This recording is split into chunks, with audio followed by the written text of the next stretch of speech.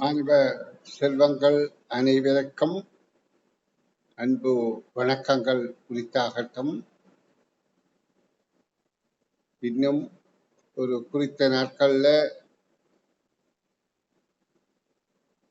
மிக முக்கியமான உங்கள் வாழ்க்கையில் முதல் சந்திக்கின்ற அரச பரீட்சை பெறவுள்ளது.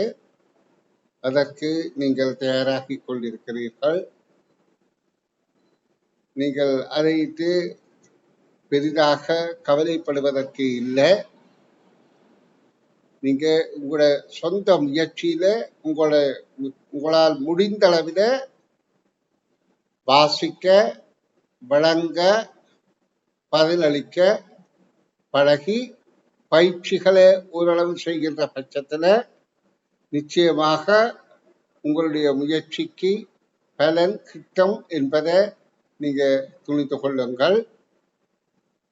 அதாவது நீங்க செய்கிற முயற்சி நிச்சயமாக ஒரு நல்ல பலனை தரத்தான் செய்யும். ஏன்னா நீங்க 10 வயது குழந்தைகள் ஆயினும் இந்த முயற்சி மிகவும் பாராட்டத்தக்கது. இதால உங்களுக்கு நல்ல பெறுபேறு கிடைக்கும் என கூறிக்கொண்டு, நான் இப்ப உங்களுக்கு என்னுடைய பயிற்சி தாள்கள்ல 15வது பயிற்சி தாள், வெற்றிக்கனி என்கின்ற 15வது பயிற்சி தாளின் வினாக்களுக்கு விடை காணுகின்ற விளக்கங்கள் சொல்லித்தரப் போறேன். நீங்க அதில் கவனமாக பார்வையிடுங்கோ என்று கேட்டுக்கொண்டு, நான் இப்ப பரீட்சைத்தாளுக்கு நுழைகிறேன். அதாவது அந்த கேள்விகளுக்கு எவ்வாறு விடையளிப்பது என்று நாங்க துணிந்து கொள்ற பட்சத்துல நாங்க அரச பரீட்சையில எதிர்நோக்குகின்ற கேள்விகளுக்கும் விடையளிக்கிற பயிற்சியை பெறக்கூடியதாக இருக்கும். இப்ப இந்த தாளை பாருங்க, இது 15வது வெற்றிக்கனி இதழ்கள். இதுல மொத்தம் 18 வரையிலான பயிற்சித்தாள்கள் உங்களுக்கு வகுப்புகள்ல கற்பிக்கப்படும். இவை அனைத்தும் பரீட்சையை எதிர்நோக்குகின்ற வினாக்களாகவும் வினாத்தாள் ஒன்றை தழுவி 2ம் இருக்கின்றது. 2ம் பிற்பாடு உங்களுக்கு கற்பிக்க முயற்சி செய்கின்றேன். ஆயினும் நாட்கள் போதாமை இருக்கின்றது ஒரு இடர்பாடு. அப்ப இந்த வினாக்களை புரிந்து நீங்க விடையளிக்க பயிற்சி பெறுகின்ற பட்சத்துல உங்கள் பெறுபேறு உங்களுக்கு சாதகமாக அமைவதற்கு சந்தர்ப்பம் உள்ளது. சரி, நாங்கள் வினாவுக்குள் நுழைவோம். 15வது பரீட்சைத்தாள் முதலாவது வினா 3x3 என்ற 9 கட்டங்களை கொண்ட 3 நிலைகள் 3 நிரல்கள் கொண்ட 9 கட்டங்களை கொண்ட சதுர அமைப்பு இருக்கின்றது. அதில் வெறுமையான அடைப்புக்கு பொருத்தமானது எது என்று கேட்கப்படுகின்றது. அப்ப இது மாறுபாடுகளை அவதானித்தல், அதாவது இடமிருந்து வலமாக அல்லது வலமிருந்து இடமாக, மேலிருந்து கீழாக அல்ல கீழிருந்து மேலாக ஏற்படுகின்ற மாறுபாடுகளை இனங்கண்டு நாங்க அடுத்து வரக்கூடியதை ஊகிக்கக்கூடியதாக இருத்தல் வேண்டும். இப்ப இதுல அவதானிங்கள் பிள்ளைகள், முதலாவது நாங்கள் இடமிருந்து வலமாக அவதானிக்கின்ற பட்சத்துல இந்த அம்புக்கோடுகள் நாங்க திசைகளை அடிப்படையாக கொண்டு பார்க்கின்ற பட்சத்துல, அதாவது திசைகள் என்கின்ற அமைப்பில நாங்கள், அதாவது எங்களுக்கு இதுல பிரதான திசைகள் தான் கருதப்படுகின்றது. அந்த 4 பிரதான திசைகளையும் நாங்கள் சிலுவை அடையாளத்துல குறித்து பழகி இருக்கிறோம். அப்ப மேல் நோக்கி இருப்பது வடக்கு.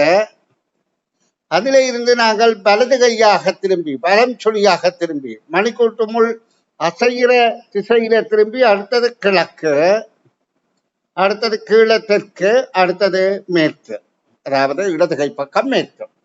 இப்படியாக திசைகளை மன்னம் பண்ணி வைத்திருக்கின்றோம், அதாவது திசைகளை அறிந்திருக்கின்றோம். இந்த திசைகளை அடிப்படையாக கொண்டு நாங்கள் இப்ப இந்த வறுமையான அடைப்புக்கும் பொருத்தமானது எது என தெரிந்து கொள்வோம். இதை கவனிக்கிற போது நாங்கள் இடமிருந்து வலமாக முதலாவது வரிசையை பார்க்கக்கூடியதாக இருக்கின்றது. அதுல முதலாவது கிழக்கு திசையில இருக்கின்றது. அவராக கிழக்கு திசையில இப்படியாக பார்த்தால், அடுத்தது தெற்கு திசையில இருக்கின்றது. அப்ப எங்களுக்கு தெரிகின்றது இந்த மாறுபாடு பலம் சுழியாக மணிக்கூட்டுமுள் அசைகிற திசையில மாறுபட்டு கொண்டிருக்கின்றது. அப்ப அடுத்ததாக அது மேற்கு திசையில இருக்கின்றது. அதே வரிசையில நாங்கள் கீழே திரும்பி வருகின்ற போது மேற்கு திசைக்கு அடுத்ததாக வடக்கு திசை இருக்கின்றது. அப்ப எங்களுக்கு அடுத்து தெரிய போவது இந்த மாதிரி கிழக்கு திசையாக இருக்கும். திரும்ப அதாவது 4 தடவை மாறுபாடு கால் வட்டம் நடந்த பிறகு 5வது தடவை திரும்ப அதே நிலைதான் பெறும். அதே போல இங்க 1, 2, 3, 4 தடவை நடந்த பிறகு, அதாவது இது உட்பட 1, 2, 3, 4 தடவை நடந்த பிறகு திரும்பவும் அதே நிலைக்குத்தான் பெறுகின்றது. 4 தடவை இங்க நடந்து விட்டது, திரும்ப அதே நிலைக்கு. அப்ப இங்க நாங்க இந்த உருக்களுக்கு இடையில உள்ள தொடர்பு பார்க்கல. இந்த மூளை திசைகள் இது வலஞ்சுழியாக செய்கின்றபடியால் இந்த மூளை திசையில ஒரே குறியீடுகளாக இருக்கின்றது. இது பாருங்க. அப்ப எங்களுக்கு இதுல துணிந்து கொள்ள இதே மாதிரி மேலிருந்து கீழாக பார்க்கின்ற போது அது இடது பக்கமாக மாறப்படுகின்றது. இப்ப பாருங்க, இது முதல்ல இங்கே இருந்தது, அடுத்தது இங்கே இருக்குது, அடுத்தது மேல் நோக்கி வடக்கு நோக்கி, அடுத்தது மேற்கு நோக்கி இருக்குது. அப்ப இது இடஞ்சுழியாக மணிக்கூட்டுமுள் அசைகிற திசைக்கு எதிராக திரும்புகின்றது. அப்ப இதுக்கு மேல நாங்க இப்படியே மேல போனால் அடுத்தது கீழே நிக்குது. அப்ப அதுக்கு அடுத்ததாக இப்படியாகத்தான் அது அமைதல் வேண்டும். இடஞ்சொலியாக மாறுகின்ற போது திரும்ப மேல வருது. அப்ப இது மேல் நோக்கி இருக்குது. அப்ப இந்த மாறுபாடுகளை அவதானிக்கின்ற போது எங்களுக்கு இதற்கு விடையாக 2வது பொருத்தமானது என்பது தெளிவாகின்றது. இனி 2வது வினாவுக்கு விடை காணும் விளக்கத்தில் ஈடுபடுவோம். இதுல இந்த இடத்துல ஒரு குற்று இருக்க வேண்டும் என்பதையும் கவனத்தில் கொள்ளுங்கள். அது அச்சு பதிப்பில தவறாக இருக்கின்றது. சரி, இப்ப இந்த குறியீடுகளுக்கு பிரதியீடாக மக்கள் எனும் சொல் எனும் குறியீட்டை பயன்படுத்தி மக்கள் எனும் சொல் எழுதப்பட்டிருந்தது. இது பிரதியீடு. அதற்கு ஏற்ப இந்த 3 குறியீடுகளும் என்னும் குறியீட்டினால் காட்டப்படும் கருத்துள்ள சொல் யார்? அப்ப இப்ப எங்களுக்கு தெரிகின்றது இது மானா அந்த ஒழுங்கில, அதாவது ஒழுங்கில தான் இருக்கிறது மக்கள். அப்ப இதே ஒழுங்கில இங்கே அமைகின்ற போது இது மானா, இது கண்ணா, இது இல்லன்னா, அதாவது எழுத்துக்கள் சேர்ந்திருக்கின்றது, கருத்தற்ற சொல் உருவாக்கி இருக்கின்றது. அப்ப 2வது தான் வெளியாக அடையப்பட முடியும். இங்க பிரதியீடு மாத்திரமே கருத்தில் கொள்ளத்தக்கது என்பதை கவனத்தில் கொள்ளுங்கள். இனி நாங்கள் அடுத்த வினாவை பார்வையிடுவோம். இப்ப நாங்க பல்வேறு கோணத்துல வினாக்களை பார்ப்பதால எங்களுக்கு என்ன நன்மை என்றால், உங்களால எந்த வகையான அரசவரிக்க வினாக்கள் வினாவப்படுகின்ற போதும் விடைகள் அணுகக்கூடிய ஒரு உயரிய நிலைக்கு நீங்க வந்து விடுவீர்கள். இப்ப இதுல பாருங்க, 1லிருந்து 9 வரையிலான ஒற்றை எண்களையும் 2லிருந்து 10 வரையிலான இரட்டை எண்களையும் தனித்தனியே கூட்டி வரும் எண்களில் பெரிய எண்ணிலிருந்து சிறிய எண்ணை கழித்தால் கிடைக்கும் விடை யாது?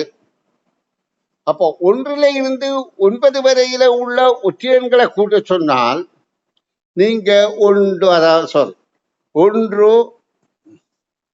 3, 5, 7, 9 கூட்ட வேண்டும். 2லிருந்து 10 வரையிலே என்றால் 2, 4, 6, 8, 10 வரையிலான எண்களை கூட்டி அவை இரண்டுக்கும் இடையில உள்ள வித்தியாசம், அதாவது பெரிய எண்ணிலிருந்து சிறிய எண்ணை கழித்து வருகின்ற விடை கேட்கப்படுகின்றது. இப்ப இத கூட்டுவதற்கான இலகு முறை என்ன? முதல் எண்ணையும் இறுதி எண்ணையும் கூட்டுறது. என்ன, நாங்க விடைகள் குறுகிய நேரத்துக்குள்ள விடையெழுத்து பழக வேண்டும். அதே மாதிரி அடுத்த முதல் எண்ணம் இறுதி எண்ணம், இதுக்குள்ள ஒரு தொடர்பு இருக்கின்றது. அடுத்த நடு எண், இது 5 எண்கள், 5 இலக்கங்கள் என்றபடியால் 5 எண்கள் என்றபடியால் நடுவில ஒரு எண் வருகின்றது. அதே மாதிரி அடுத்ததிலேயும் 5 இலக்கம் என்றபடியால் நடுவிலே ஒரு எண் வருகின்றது. அப்ப முதலும் கடைசியும் கூட்டுகின்ற போது ஒரு குறித்த பெருமானம், அதே பெருமானம் இரண்டாவதும் நாலாவதும் கூட்டும் போது அதே பெருமானம், அவற்றின் அரைவாசி நடு எண்ணாக இருக்கின்றது. அப்ப இங்க முதல் வரிசை முதல் ஒற்றை எண்களை பார்ப்போம். ஒன்றிலே இருந்து 1ம் 9ம் சேர்ந்தால் 10, அடுத்த 3ம் 7ம் சேர்ந்தால் 10, அடுத்த நடு எண் அரைவாசி 5, அப்ப 25. அதே மாதிரி அடுத்த வரிசையை நாங்க பார்க்கின்ற போது இரட்டை எண் கூட்டுகின்ற போது 2ம் 10ம் 12, 8ம் 4ம் 12, 5 அரைவாசி 6, அதை கூட்டுகின்ற போது 30. அப்ப 30ல இருந்து 25 கழிக்கின்ற போது விடையாக 5 கிடைக்கின்றது. இந்த வினாவின் தாற்பயம் என்னென்றால் எண்ணுடைய கோலங்களை நாங்கள் புரிந்து கொள்வதுதான். அடுத்த வினாவை பாருங்கோ. 2ல் இருந்து 26 வரையிலான இரட்டை எண்களை எழுதும் போது 2 எனும் இலக்கம் எழுதப்படும் தடவைகளின் எண்ணிக்கை யார்? அப்ப நீங்க இந்த மாதிரியான குறித்த இலக்கங்கள் எத்தனை தடவை எழுதப்பட்டிருக்கு கேட்கிற கேள்வியில இலகுவாக விரைவாக விடை காண்பதற்கு ஒரு இலக்கு வழி என்னென்றால், இங்கு என்ன சொல்லப்படுகின்றது? 2ல இருந்து 26 வரையிலான எண்கள்ல 2 எத்தனை தடவை எழுதப்படுகின்றது என்று கேட்கப்படுகின்றது. அவங்களுக்கு தெரியணும், இது ஓர் இலக்கத்தில இருந்து ஈரிலக்கம் வரை இருக்கின்றது. ஓர் இலக்கம் என்றால் ஒன்றுக்கள், ஈரிலக்கம் என்றால் ஒன்றுக்களும் 10க்களும். அப்ப நாங்க ஒன்றுக்கள் இடத்துல எத்தனை 2 இருக்கின்றது, 10க்கள் இடத்துல எத்தனை 2 இருக்கின்றது என கணித்துக் கொள்வது இலகுவாக இருக்கும். இப்போ ஒன்றுக்களிடம் என்பது, அதாவது நாங்க வலதுபுறம் இருந்து இடதுபுறம் வருகின்ற போது முதல் எண் ஒன்றுக்களிடம், 10க்களிடம் என்பது அடுத்து வலமிருந்து இடமாக இரண்டாவது எண் 10க்களிடம். அப்ப இதுல ஒன்றுக்களிடத்திலே எங்க எங்க 2 வரும் என்றால் 2ல வரும், 12ல வரும், 22ல வரும். அப்ப மொத்தம் இப்ப எங்களுக்கு தெரிந்துவிட்டது. அதுல ஒன்றுக்கள் இடத்துல வருகின்ற 2க்களை எண்ணுகின்ற போது 2, 12, 22, அதாவது 3 தடவை 26 வரையில அங்க பார்க்கலாம். அப்ப 3 தடவை ஒன்றுக்கள் இடத்துல 2 வருகின்றது. 1ல வந்தது, 12ல வந்தது, 22ல வந்தது. இது ஒற்றை எண்களை எழுதும் போதும். அப்ப இதுல ஒரு தவறு இருக்கின்றது. இங்க 12 வர முடியாது, 22, அதாவது சாரி மேல இரட்டை எண்கள், இது அல்ல, இது இது. அப்ப இது சரி, இது வரலாம், இது வரலாம். ஒற்றை எண்களையில இரட்டை எண்களை 1லிருந்து 2லிருந்து 26 வரையிலான இரட்டை எண்களை எழுதியிருக்க 2ல வரலாம், 12ல வரலாம், 22ல வரலாம். அப்போ 3 தடவை ஒன்றுக்கள் இடத்துல,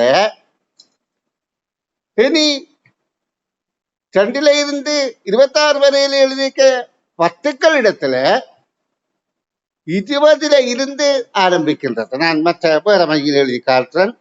2க்கள் 20ல ஒரு கா, 22, 24, 26 இறுதி. அப்ப இதுல இங்க நீங்க கவனியுங்கோ, 20, 22, 24, 26 என்கின்ற போது 4 தடவை வருகின்றது. அப்ப இந்த 4ஐயும் 3ஐயும் சேர்த்தால் எங்களுக்கு 7 தடவை வருகின்றது என்பது தெளிவாகின்றது. இதே மாதிரி அடுத்த வினாவில 1 to 31 வரையிலான ஒற்றை எண்களை எழுதும் போது இலக்கம் 1 எழுதப்படும் தடவைகள் தான்.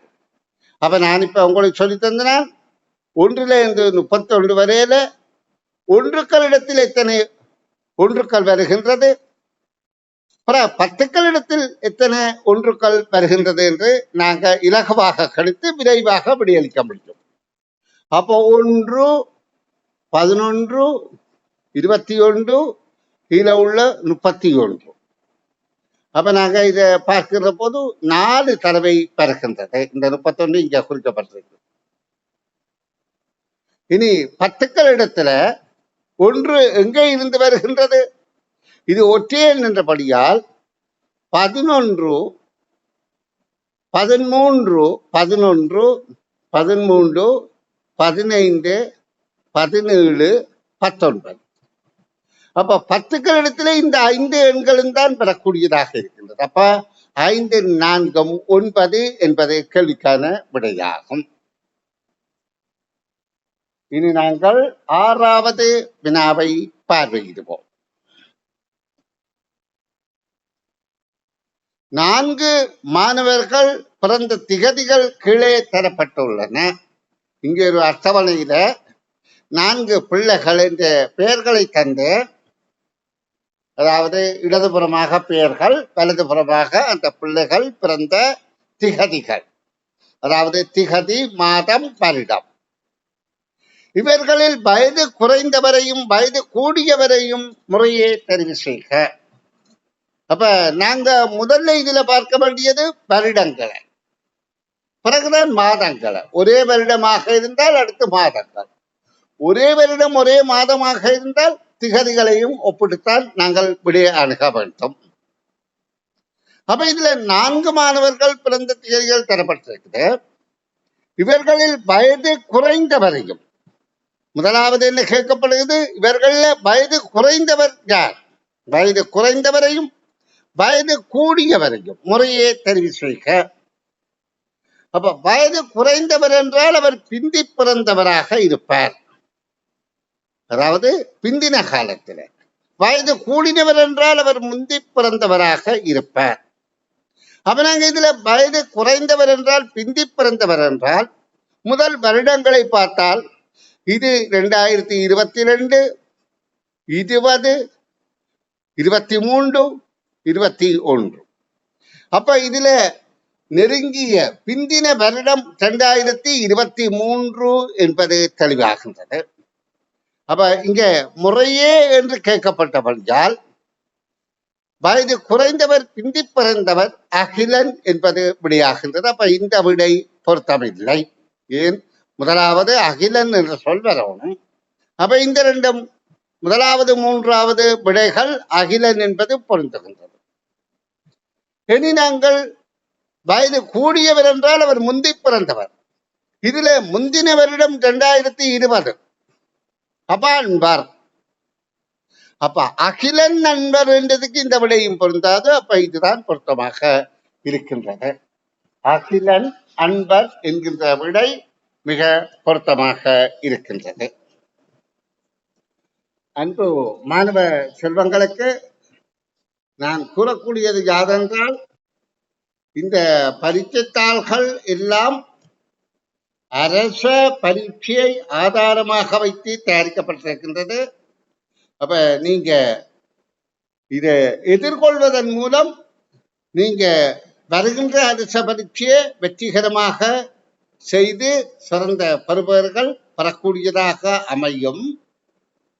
அதாவது நீங்க உங்களோட முயற்சியை மிக கவனமாக செய்கின்ற பட்சத்துல உங்களுக்கு அந்த, அதாவது நீங்க செய்கின்ற முயற்சிக்கு நிச்சயமாக பலன் கிடைக்கத்தான் செய்யும் என்ற கருத்தை மனதில் நிறுத்தி கொண்டு நீங்க முயற்சி செய்யுங்கோ. நிச்சயமாக சிறந்த பொறுப்பேற கிடைக்கும். இப்ப நான் உங்களை முகங்களை பார்க்கிற போது எங்களுக்கு தெரியுது நீங்க தொடர் முயற்சி. இப்ப பலரும் பல வகையான பரீட்சைத்தாள்கள் தருகிறார்கள். உங்களுக்கு இப்ப கற்பதற்கு நல்ல வசதி இருக்கின்றது. நீங்க விரும்பி கற்கிறதான் உங்கள முக்கியமே ஒழிய இப்ப கற்பதற்கு வசதி இல்லை என்று கூற முடியாது. கற்பதற்கு நிறைய வசதிகள் இருக்கின்றது. அப்ப நீங்கள் விரும்பினால் சிறந்த பெறுபேறுகளை எடுக்கக்கூடியதாக இருக்கும் என்பதை நீங்க கருத்துல கொள்ளுங்க.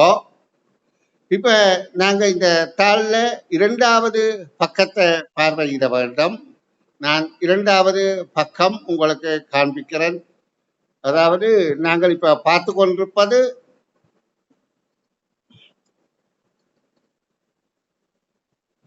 15வது வெற்றிக்கனி என்கின்ற இதழ்ல முதல் பக்க வினாக்களுக்கு விடை பார்த்தோம்.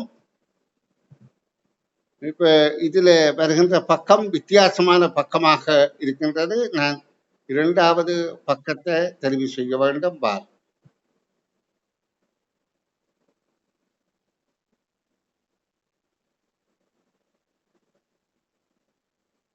சரி விலகல். இப்ப எங்களுக்கு இதுல வித்தியாசமான பக்கங்கள் வருகின்றது. நான் உங்களுக்கு அந்த பக்கத்தை சரியாக தெரிவு செய்த பின்பு உங்களுக்கு அந்த விளக்கம் தர முயற்சிக்கிறேன். இதுல ஒன்று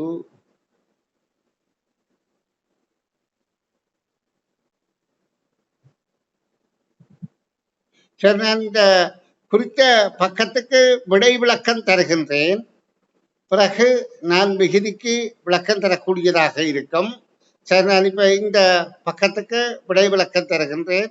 ஏனென்றால் அந்த பக்கத்தை நான் தேடிக்கொண்டிருக்காம இந்த பக்கத்துக்கு விடை விளக்கம் தந்துவிட்டு இது 15வது தாளுக்குரிய விடை விளக்கம் தான். அதனுடைய இந்த பக்கத்தை விளக்கம் தருகின்றேன். பிறகு இதர பக்கங்களுக்கு அந்த குறித்த பக்கம் இது இந்த வினாவின் தொடர்ச்சியான பக்கத்துக்கும் விட விளக்கம் தருகின்றேன். இப்ப இதுல பாருங்க 25வது வினா, இவர்களில் ஏதோ ஒரு வகையில் சோடி சேரக்கூடியவர்கள் யார்? இது கற்பில நாட்டு கண்ணால பார்த்து புரிந்து கொள்வது. இங்க 5 நபர்களின் படங்கள் தரப்பட்டிருக்கு. இந்த படங்கள்ல ஒற்றுமை வேற்றுமை இயல்புகளை நாங்க கருதுகின்ற போதோ இந்த முகங்கள், கண்கள், வாய்கள், மூக்குகள் சரியாக இருக்கின்றது. ஆனா இந்த தலையில மயில் இருக்கிற தன்மையில 3 பேர் தலை மயில் இல்லாம இருக்கிறார்கள். அவர்களுடைய வாய்கள் அமைப்பில வாயின் அமைப்பு சந்தோஷமாக கவலையாக என்ற இருவேறுபட்ட நிலையில காணப்படுகின்றது.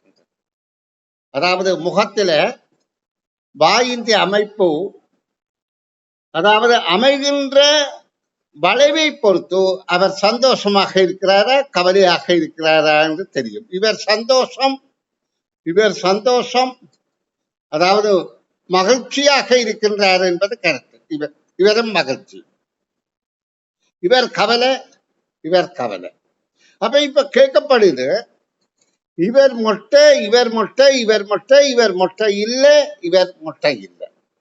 இப்ப இங்க கேட்கப்படுற கேள்வி என்றால் இவர்களில் ஏதோ ஒரு வகையில் சோடி சேரக்கூடியவர்கள். அப்ப நாங்க இதுல மொட்டை என்ற அமைப்பில 3 பேரும் தலையில மயிலுள்ளவர்கள் என்ற வகையில 2 பேரும் இருக்கின்றபடியால் அதோடு இந்த சந்தோஷம் என்பது 3 பேரும், கவலை என்பது 2 பேரும் இருக்கின்றபடியால் அப்ப தலையில மயிலுள்ளவர் 2 பேரா அல்லது கவலையாக இருப்பவர் 2 பேரா?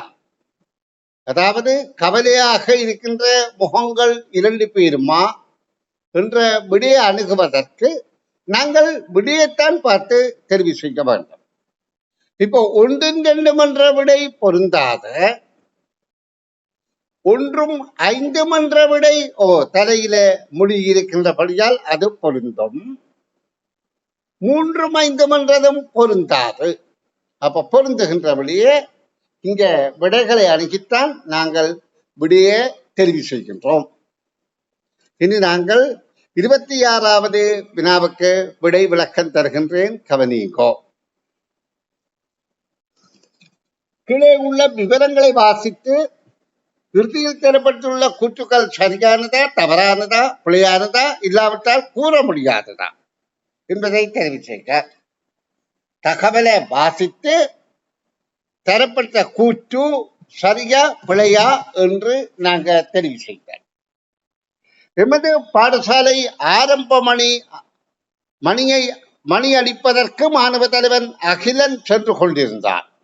அப்ப முதல் வாக்கியம் சொல்லுகின்றது, எமது பாடசாலை ஆரம்ப மணி அடிக்கிறதுக்கு அகிலன் சென்று கொண்டிருந்தார். அதிபர் காலை கூட்டத்தில் ஆற்ற வேண்டிய உரையை தயாரித்துக் கொண்டிருந்தார். இரண்டாவது, மாணவர்கள் வகுப்பறைகளை நோக்கி அவசரமாக சென்று கொண்டிருந்தார்கள். அப்ப தரப்பட்ட மூன்று தகவல்களையும் தெளிவாக விளங்கிட்டு, இதுல 26வது கேள்வி அதிபர் ஆரம்ப மணியை அடித்தார் என்பது, இங்க ஆரம்ப மணி அதிபர் காலை கூட்டத்திலே ஆற்ற வேண்டிய உரையைத்தான் தயாரித்துக் கொண்டிருந்தாருடைய அதிபர் ஆரம்ப மணி அடித்தார் என்று அங்க தகவலை தரப்படவில்லை. இரண்டாவது, ஆரம்ப மணியை அடிப்பதற்கு மாணவ தலைவன் அகிலன் சென்று கொண்டிருந்தார் என்று சொல்லப்படுகின்றது. அப்ப நிச்சயமாக இந்த கூற்றுக்களை கொண்டு எங்களுக்கு சொல்ல முடியும், அதிபர் ஆரம்ப மணியை அடித்தார் என்றது பிழையான தகவல். அப்ப தகவல்களை வாசித்து சரியானபடியே தெரிவு செய்கிறது. அடுத்த கேள்வி, அன்றைய கால கூட்டத்தில் அதிபர் பேசினார். இங்க பேசினார் என்று நாங்க தெளிவாக விடை தரப்படாவிட்டாலும், ஆற்ற வேண்டிய உரையை தயார் செய்தார் என்றால் அவர் பேசுவதற்குத்தானே தயார் செய்கின்றார். ஆனபடியால் அந்த விடை நாங்க சரியென ஏற்றுக்கொள்ள வேண்டும், கருத வேண்டும். அதாவது இது ஊகிக்கிற விடைதான். அடுத்த வினா அதே பந்திய அடிப்படையாக கொண்டு வினா கேட்கப்படுகின்றது. பாடசாலை மணி அதிபர் காரியாலயத்திலேயே உள்ளது. இங்க அகிலர் ஆரம்ப மணி அடிக்க போனான் என்றுதான் சொல்லப்படுகின்றது, எங்க போனான் என்று சொல்லப்படவில்லை. அதிபர் ஆரம்ப உரையை தயாரித்துக் கொண்டிருந்தார் என்று சொல்லப்படுகின்றது. மாணவர் வகுப்பறை நோக்கி சென்றார்கள் என்று சொல்லப்படுகின்றது. ஆரம்ப மணி சில வேளை அதிபர் காரியாலயத்தில் இருக்கலாம், இல்லாது இருக்கலாம். அப்ப அதை பற்றி கூற முடியாது என்பதுதான் பொருத்தமான விடையாக அமையலாம். என்ன காரணம் என்றால், எங்களுக்கு இது இருக்கலாம் இல்லாமல் இருக்கலாம் என்கின்ற தகவல் அடிப்படையில கூற முடியாது என்பது விடையாக அமையும். இனி நாங்கள் அடுத்த வினாவை பார்வையிடுவோம். அடுத்த வினா, இது அடங்கல் வரிப்படம். 3 விடயங்கள் ஒன்றுக்குள் ஒன்று அடங்குகின்றது. அது இந்த எண்ணிக்கைகள் இங்கே தரப்பட்டிருக்கின்றது. வட்டத்துக்கு ஒரு விடயம், முக்கோணத்துக்கு ஒரு விடயம், சதுரத்துக்கு ஒரு விடயம். அப்ப இந்த அடங்கல் ஒன்றுக்கு ஒன்று அடங்கி இருக்கின்றது. அதாவது இங்க சொல்லப்படுகிறது 3 வகை உணவுகளை உண்பவர்களை தரப்பேர். அப்ப இது ஒவ்வொன்றும் 3 வகையான உணவுகளை குறிக்கின்றது. அப்ப 3 வடிவங்களும் ஒன்று சேர்ந்த இடத்தை நாங்க கண்டுபிடித்து அதுலதான் அவர்களுடைய எண்ணிக்கையை நாங்கள் காணுதல் வேண்டும். இங்க கவனிங்கோ, இதுல 3 வகையான அடைப்புகளுக்கே அடங்குகிறது இந்த பகுதி தான். இந்த முக்கோணத்துக்கு அடங்குகின்றது, இந்த வட்டத்துக்கு அடங்குகின்றது, இந்த சதுரத்துக்கையும் அடங்குகின்றது. அப்ப 8 என்பதால் அதற்கு அந்த கேள்விக்கான விடையாகும். அடுத்தது, இவர்களில் குறைவானவர்கள் உண்ணும் உணவு வகையை குறிக்கும் உணவை குறிக்கும்படி வந்தாது. அப்ப இதுல வட்டத்திலே எத்தனை பேர் மொத்தம் இருக்கின்றார்கள், முக்கோணத்திலே எத்தனை பேர், சதுரத்திலே எத்தனை பேர் என்று எண்ணித்தான் நாங்கள் விடை காணுதல் வேண்டும். அப்ப இந்த என்ற பழக்கத்தை விரைவாக கொள்ற போது நாங்க விடை காணக்கூடியதாக இருக்கும். மற்றதை பார்ப்போம். 1, 7, 13, 13, 8, 21, 26. முக்கோணத்தை பார்ப்போம். 8, 6, 14, 16. சதுரத்தை பார்க்கிறோம்.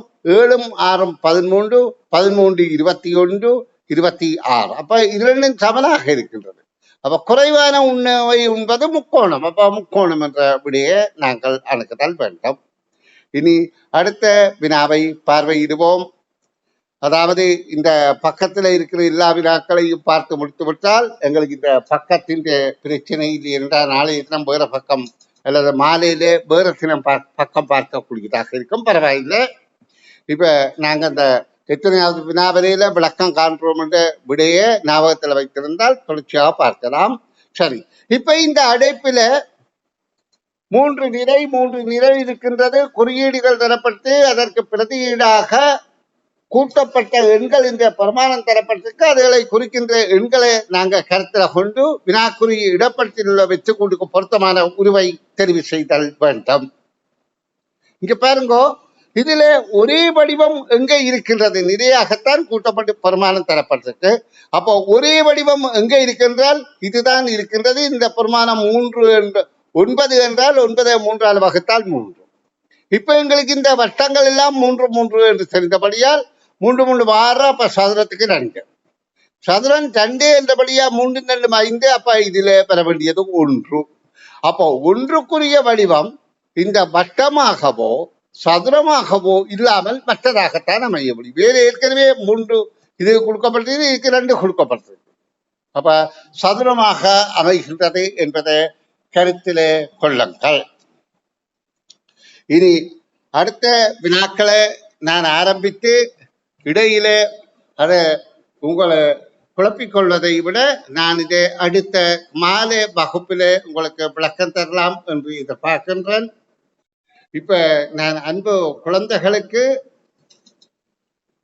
என்னென்றால், நீங்க ஒரு முக்கியமான ஒரு முயற்சியில ஈடுபடுகின்றீர்கள். இந்த பரீட்சையை மேற்கொள்வதற்கு நீங்கள் சில இலக்கு வழிகளை பின்பற்றுங்கோ. அதாவது நீங்க மனத்தெளிவாக இருங்கோ முதல்ல. மற்றது நீங்க சந்தோஷமாக இருங்கோ. அதாவது கேள்விகளை வாசிக்கின்ற போது நிதானமாக வாசியுங்கோ. அதை இதை போட்டு குழப்பிக்கொள்ளக்கூடாது. அப்ப வாசிக்கின்ற விடயத்தை விளங்கிக் கொள்ளுங்கோ. பகுதி பகுதியாக விளங்கிக் கொள்ளுங்கோ. முழுவதையும் போட்டு ஒன்றாக குழப்பாமல் பகுதி பகுதியாக வினாக்களை விளங்கிக் கொள்ற போது நீங்கள் இந்த பரீட்சையை மிக இலகுவாக வெற்றி கொள்ள முடியும். வினாத்தாள் 2 பொறுத்தவரையிலே நீங்க பாடசாலையில கற்ற பாடப்பரப்புல தான் வினாக்கள் அமையும். அப்ப அதுல பிரச்சனை இல்லை. வினாத்தாள் 1க்கு நுண்ணறிவு சார்ந்த கொஞ்சம் கடினமான வினாக்கள் போல அவை காட்சியளித்தாலும் நீங்க அதை வாசித்து புரிவதன் மூலம் மிக இலகுவாக வெற்றி கொள்ள முடியும் என்பதை நீங்க கருத்துல கொள்ளுங்கள் பிள்ளைகள். அப்ப உங்களோட வெற்றி உங்களோட கையில தான் இருக்கின்றது. நீங்க முயற்சியுடையவராக இருந்தால் நிச்சயமாக சிறந்த பரப்பேறு அடையலாம். இப்ப நான் காலை மாலை 2 வேளையும் வகுப்புகள் நடத்தி கொண்டிருக்கிறேன். இன்னும் ஒரு 10-12 நாட்களுக்குத்தான் வகுப்புகள் நடத்தக்கூடியதாக இருக்கும். அதுவரையில நானும் என்னால் முடிந்தளவு உங்களுக்கு பயிற்சி தருகின்றேன். நீங்களும் உங்களால் முடிந்தளவு முயற்சிகளை செய்து நிதானமாக கவனமாக நல்ல பெறுபேறுகளை பெற வேண்டும் என கூறிக்கொண்டு இன்றைய வகுப்பை நிறைவு செய்கிறேன். மாலை வகுப்பில் சந்திப்போம்.